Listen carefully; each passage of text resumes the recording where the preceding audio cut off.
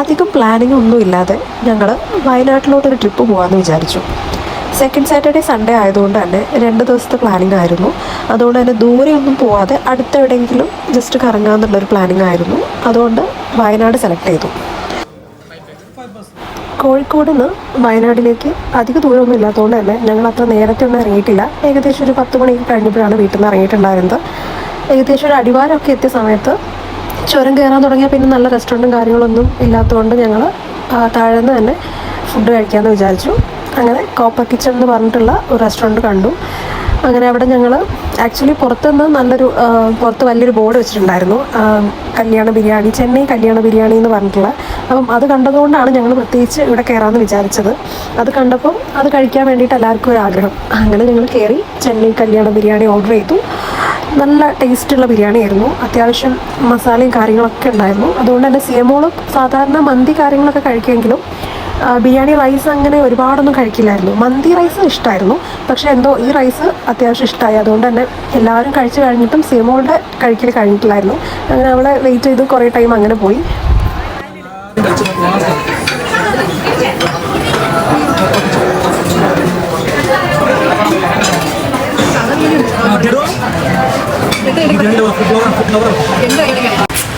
Copper kitchen നമ്മുടെ താമരശ്ശേരിയിൽ നിന്ന് വയനാട്ടിലേക്ക് പോകുന്ന റോഡാണ്.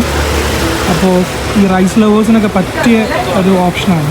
ഞങ്ങളത് ചെന്നൈ കല്യാണ ബിരിയാണി കഴിച്ചത്. സാധാരണ ബിരിയാണിയേക്കാൾ ഒരു ഡിഫറെൻ്റായിട്ട് തോന്നി. സാധാരണ ബിരിയാണിയും മന്തിയും കഴിച്ചും അടുത്തിട്ടാണ് ഞങ്ങൾ ലാസ്റ്റ് സ്പോട്ട് കണ്ടുപിടിച്ചത്. എല്ലാവരും ഒന്ന് ട്രൈ ചെയ്യേണ്ടതാണ്. അടിപൊളി സ്പോട്ടാണ്.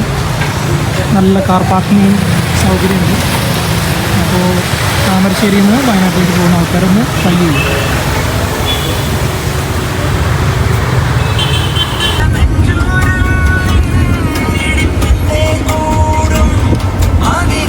കോഴിക്കോടും വയനാടും ഏകദേശം അടുത്താണെങ്കിലും ഇന്നേ വരെ ഞങ്ങളാരും വയനാട് നേരവണ്ണം കണ്ടിട്ടില്ല എന്നതാണ് സത്യം. ഒരു ട്രിപ്പായിട്ട് അല്ലെങ്കിൽ സ്റ്റേ ചെയ്തിട്ട് ഞങ്ങൾ ഇന്നേ വരെ വയനാട് നിന്നിട്ടില്ല. അതുകൊണ്ട് തന്നെ ഇത്തവണ ഞങ്ങൾ വയനാട് റിസോർട്ട് ബുക്ക് ചെയ്തിട്ടാണ് പോകുന്നത്. 1 ഡേ ആ റിസോർട്ടിൽ സ്റ്റേ ചെയ്തിട്ട് അടുത്ത ദിവസം പോരുന്ന പോലെയാണ്. ആദിത്യ നാച്ചുറൽ റിസോർട്ടിലാണ് ഞങ്ങൾ ബുക്ക് ചെയ്തിട്ടുള്ളത്. വയനാട് വഴി ഞങ്ങൾ ഊട്ടി മൈസൂരും അങ്ങനെയൊക്കെ പോയിട്ടുണ്ടെങ്കിലും പോകുന്ന വഴിക്ക് ഇങ്ങനെ ഓരോ സ്ഥലങ്ങൾ കണ്ടിട്ടല്ലാതെ വയനാട് അങ്ങനെ സ്റ്റേ ഒന്നും ചെയ്തിട്ടില്ലായിരുന്നു. നമ്മളിപ്പം പോകുന്നത് എന്നൂർ ട്രൈബൽ ഹെറിറ്റേജ് വില്ലേജിലോട്ടാണ്. അതിൻ്റെ എൻട്രൻസ് വരുന്നത് നമ്മുടെ വെറ്റിനറി കോളേജിൻ്റെ എൻട്രൻസിലൂടെ കയറി ഇടതുഭാഗത്തായിട്ടാണ് ടിക്കറ്റ് കൗണ്ടർ വരുന്നത്. ഈ ടിക്കറ്റ് കൗണ്ടറിൻ്റെ അവിടെ നിന്നും ഏകദേശം ഒരു 2.5-3 കിലോമീറ്ററോളം ഉണ്ട് നമ്മുടെ എന്നൂർ ട്രൈബൽ വില്ലേജിലോട്ട്. അപ്പം നടന്നു പോകേണ്ടവർക്ക് അങ്ങനെ വേണമെങ്കിൽ പോവാം. പക്ഷേ കുറച്ച് ഓഫ് റോഡും കാര്യങ്ങളൊക്കെ ആയതുകൊണ്ട് പ്രായമായിട്ടുള്ളവരും അതുപോലെ തന്നെ കുട്ടികൾക്കൊക്കെ ഉണ്ടാകുമ്പോൾ കുറച്ച് ബുദ്ധിമുട്ടായിരിക്കും. അതല്ലാണ്ട് നമുക്ക് ജീപ്പ് സർവീസും ഉണ്ട്. അതുപോലെ തന്നെ ഇതിൽ ടെമ്പോ ഒക്കെ വരുന്നുണ്ട്. ജീപ്പിന് ചാർജ് വരുന്നത് അപ്പ് ആൻഡ് ഡൗൺ 40 റുപ്പീസാണ് ഒരാൾക്ക്. അതുപോലെ തന്നെ അതിൻ്റെ എൻട്രി ഫീ വരുന്നത് ഒരാൾക്ക് 50 രൂപയാണ്. ഞങ്ങൾക്ക് ടോട്ടൽ ഒരാൾക്ക് 90 രൂപയാണ് ആയിട്ടുണ്ടായിരുന്നത്.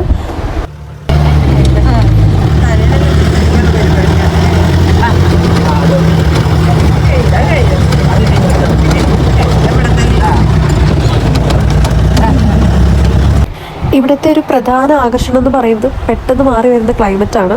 ഞങ്ങൾ പോയിട്ടുണ്ടായിരുന്ന ടൈം എന്ന് പറയുന്നത് ഏകദേശം ചെറിയൊരു മഴയൊക്കെ ഉള്ളതുകൊണ്ട് ഞങ്ങൾക്ക് ഏകദേശം കോടയൊക്കെ നന്നായിട്ട് കാണാൻ പറ്റിയിട്ടുണ്ടായിരുന്നു.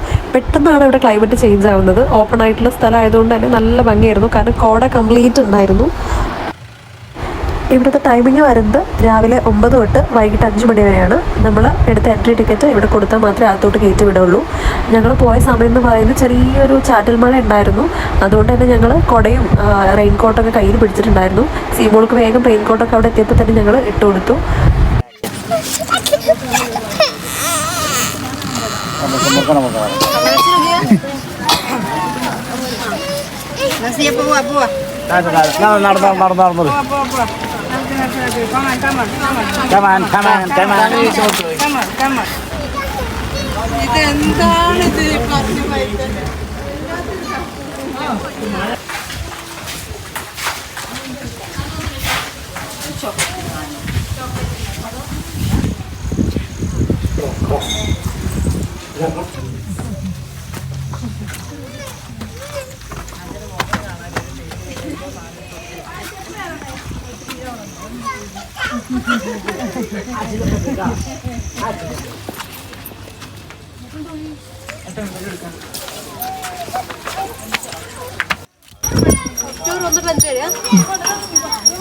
ഒക്ടോബർ 1 മുതൽ 5 വരെ.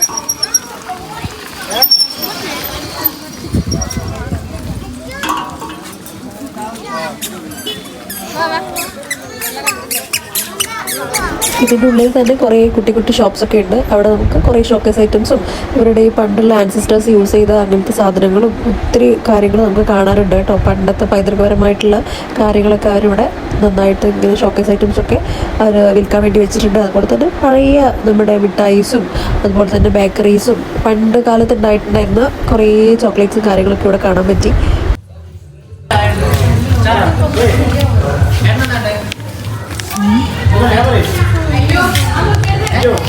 കോഫി ചൂട്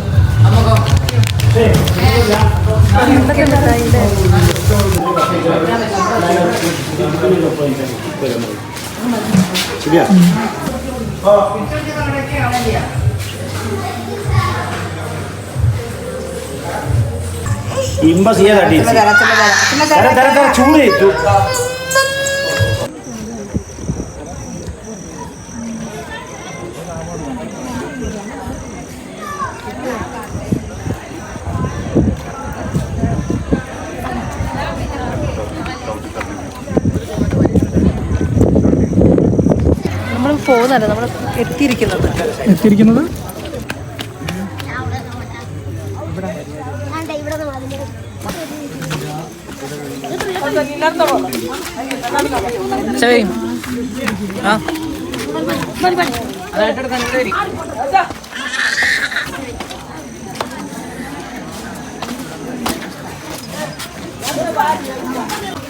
പണ്ട് നമ്മുടെ ആദിവാസികളുടെ വീട് കുറച്ചും കൂടെ ഒരു മോഡിഫൈഡ് ആണ്.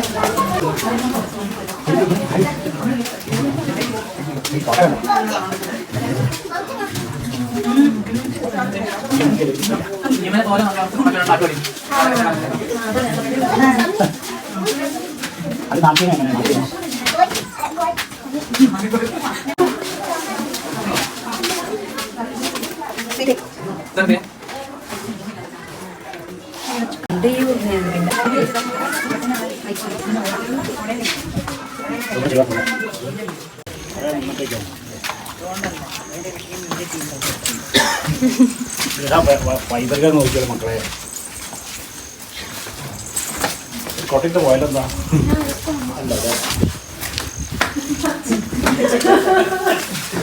അതൊക്കെ കിട്ടുന്നു ശിവേ.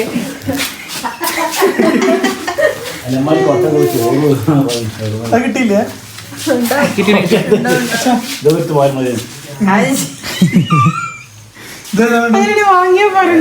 വാങ്ങും.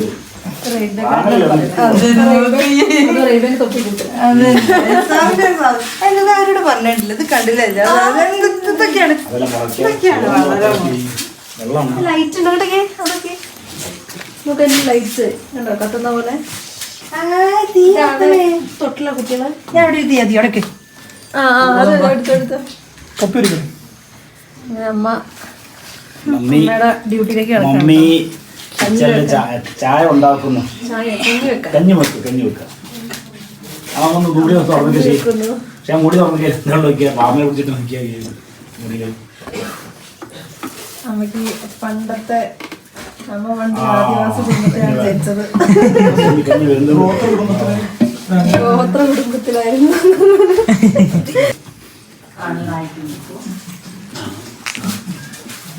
ഞാൻ സത്യത്തിൽ വെച്ചിരുന്നത് എന്തോ വെക്കാൻ പോന്ന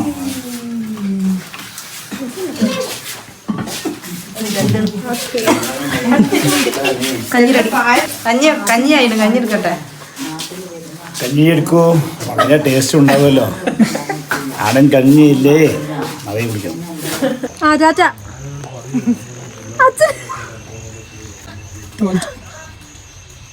ഇവിടെ ടോയ്ലറ്റ് ഫെസിലിറ്റി ഉണ്ട് കേട്ടോ. ഉള്ളിൽ എങ്ങനെയാണെന്ന് അറിയില്ല. ചിലപ്പം ഒരു എന്താ പറയുക ആദിവാസികളുടെ പണ്ടത്തെ മോഡലാണോ അവർ വന്ന് കഴിഞ്ഞ ശേഷം നമുക്ക് ചോദിക്കാം. ഭയങ്കര നല്ല ഭംഗി. എനിക്ക് ഭയങ്കര ഇഷ്ടമായി. എന്താ കണ്ടത്? അവിടെ പഴയ കാലത്തെ അടുപ്പ് വിറക് ചട്ടിയിലും കറി ചോറ് വീട്ടിലുള്ള സാധനങ്ങൾ സംഭവം കുറച്ചുള്ളൂ. അങ്ങനെയല്ല അപ്പം അടുപ്പ് വരെ യൂസ് ചെയ്യുന്ന സാധനങ്ങൾ കുറച്ചായിട്ടുള്ളൂ. പിന്നെ വീടാണ് മെയിനായിട്ട്. വീട് പഴയ വീട്. ഓല എന്ന് പറഞ്ഞ ഓലയല്ല, കുറച്ച് വൈക്കോലും ഒറിജിനൽ ആയിട്ടുള്ള ഫോട്ടോസ്. അത്ര പക്ഷെ ഭംഗി ഒരു കാണുന്ന ഭംഗി പിന്നെ ഈ സ്ഥലത്തിന്റെ ഭംഗിയുണ്ടോ നമുക്ക് ഫുള്ള് കോടയൊക്കെ മുടിയില്ല. കോടയും മുടി പിന്നെ അവര് സൈഡിലൂടെ കെട്ടിയ ഒരു വൈകുന്നേരം ലൈറ്റ് ഒക്കെ ഇടാറുണ്ടല്ലേ? പണ്ട് മണ്ണിൽ തേച്ചിട്ടാണ് ഞാൻ പണ്ട് തേച്ച് ചെറുപ്പത്തിലൊക്കെ ഞങ്ങളുടെ നാട്ടിലുണ്ടോ ഫോട്ടോ എടുത്ത് മതിയില്ല.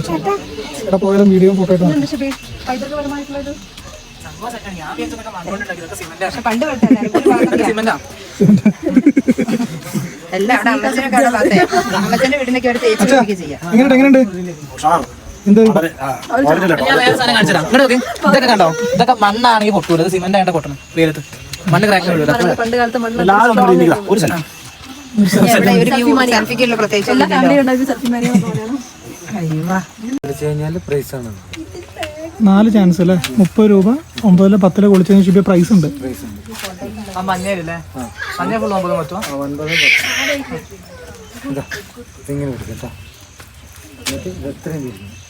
ഫുള്ള് വലിക്കാവുന്ന ശുഭ കണ്ടോ? സിമ്പിളാ. നിങ്ങളാരും കാണാനില്ല? അല്ല ഇത് ഏറ്റവും മഞ്ഞാർക്ക് കിട്ടിയത് എന്ത് പൈസ കൊടുക്കണം? എത്ര ഇത് 9 10 പൊള്ളിക്കും. 10 പൊള്ളിച്ചാൽ ആ ഗ്ലാസ്സൊക്കെ കിട്ടും.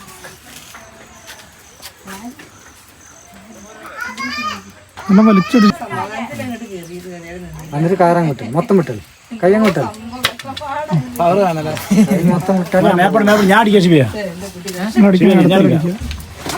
എത്ര ഇത് 30 രൂപ.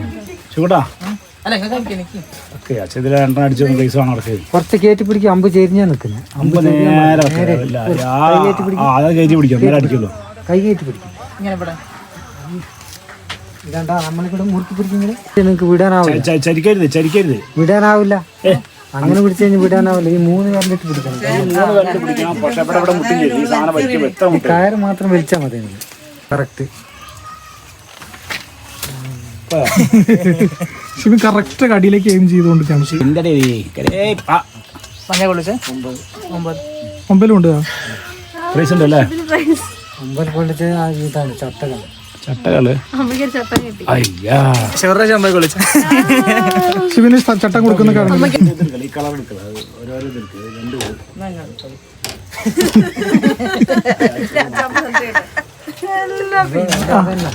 2 സമാനം കൊടുക്കി. ഇത് കൊടുത്തേക്ക് ഒരു സാധനം. വാങ്ങിക്കോ. ഞാൻ വീഡിയോയില് വരും. ചേട്ടന്റെ പേരെന്താണ്? എൻ്റെ പേര് ചന്ദ്രൻ. ചന്ദ്രൻ. പടിഞ്ഞാറത്തറ. വാണാസുര ഡാമില്ല. ഞാൻ അടുത്തത് അച്ഛൻ്റെ ബാഹുബലി 3. അച്ഛൻ ബാക്കോട്ട് വിട്. ബാക്കോട്ട് വിടുന്നു. ഓ ഞാൻ പറഞ്ഞ അച്ഛന് മനസ്സിലായില്ലേ? ബാക്കോട്ട് വിടുന്ന തിരിച്ചുവിടണ്ട.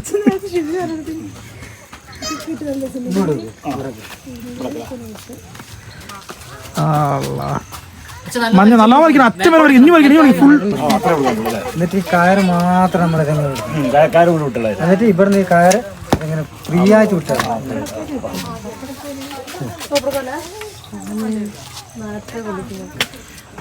അച്ഛനെ കൊള്ളിക്കാൻ പറയുന്ന പപ്പടക്കോല ഇട്ടു. പപ്പടക്കോല എടുക്കുക. എല്ലാം എടുക്കുക. അതിൽ ആ ലൈൻ ഏത് വേണമെങ്കിൽ അച്ഛൻ ആ ഉണ്ടയുടെ കൈമ തട്ടുന്ന മനസ്സിലായി. ഉണ്ട കൈമ തട്ടുന്ന പൂല തട്ടുള്ളത് ഉള്ളു വരയ്ക്കുക. ഒന്നാമത്തെ ഞാൻ ചെയ്യില്ല. രണ്ടാമത്തെ ഇതിനാണ് നെറ്റ് ഇട്ടത്. എന്താ പറയുക? അല്ലെങ്കിൽ പുറത്തുള്ള ആൾക്കാരെ അതെ അതെ അതെ. നിങ്ങൾ ഏകലവ്യനാന്നൊക്കെ പറഞ്ഞിട്ട്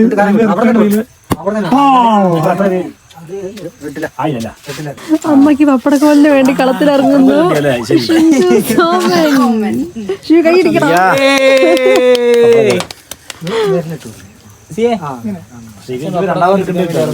പപ്പടക്കോലിന് വേണ്ടി പൊരുതി നേടും.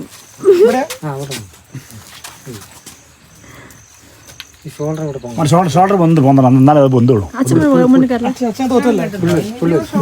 പറഞ്ഞു കൊടുക്കുന്ന ആള് കുറച്ച് താത്തി പിടിച്ചു. അത് മോൾ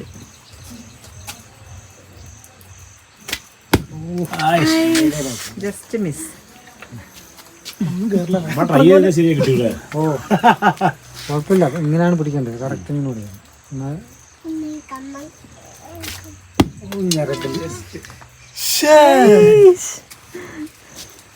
കറക്റ്റാണ്, പക്ഷെ ജസ്റ്റ് കറക്റ്റ് കുറച്ച് മേലടി പൊക്കരുത്, പൊങ്ങിയാ കിട്ടില്ല. ഈ ഷോൾഡർ ഇട്ട് പൊക്കണം. ആ ഓക്കെ, ഫുള്ള് വെക്കണം. ശരി ശരി, നല്ല ബാക്കോട്ട് മഞ്ഞരേക്ക് ചെയ്തിട്ടോ.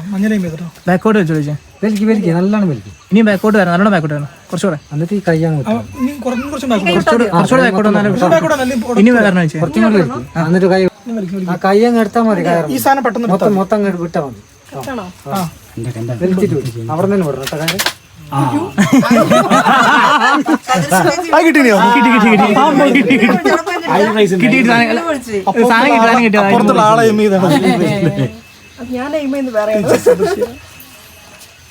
കുറച്ചും കൂടി തിരിച്ചു വെച്ചാൽ മഞ്ഞളടിച്ച ശണക്കുന്ന ബിരിയാണി, വലിക്ക് വലിക്ക് വലിക്ക്. മഞ്ഞളടിച്ച ശണക്കത്ത് ബിരിയാണി വിട്ടത് മഞ്ഞളിക്കാണ്. ഈ കൈ അങ്ങ് ഒറ്റ വിടല്. വിട്ടല്ലേ, മൊത്തം വിട്ടല്ലേ. അതടിക്കല്ലോ, കുറച്ചുകൂടി സാധ്യത, വിട്ടല്ലേ, ഈ കൈ അങ്ങ് വിട്ടാൽ മതി. കൈ കുടിക്കില്ല, മൊത്തം വിട്ടല്ലേ. ഈ കൈ അങ്ങ് എടുത്താൽ കൈ എടുത്തടി.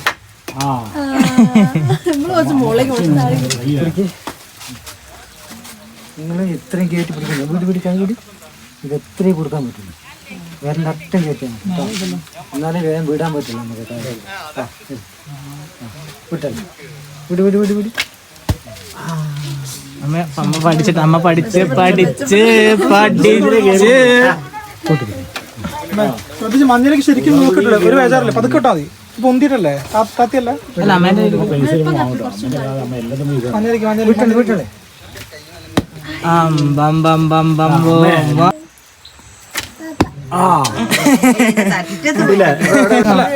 യോനോട് ഞാൻ വാങ്ങിയല്ലോ, ഞാൻ ചെയ്തിട്ട്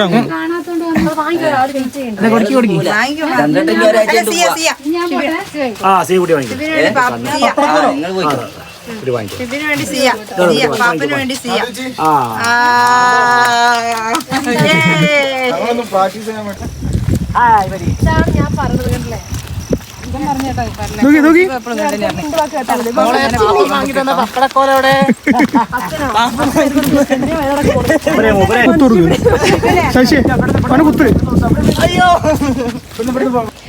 അങ്ങനെ ഇപ്പോൾ സമയത്ത് ഏകദേശം ഒരു 6:30 ആയിട്ടുണ്ട്. ഞങ്ങളിപ്പം തിരിച്ചു പോവാണ്. ഏകദേശം ആളുകളൊക്കെ പോയിട്ടുണ്ട്. 6:30 ജീപ്പൊക്കെ 6:30 നിൽക്കും.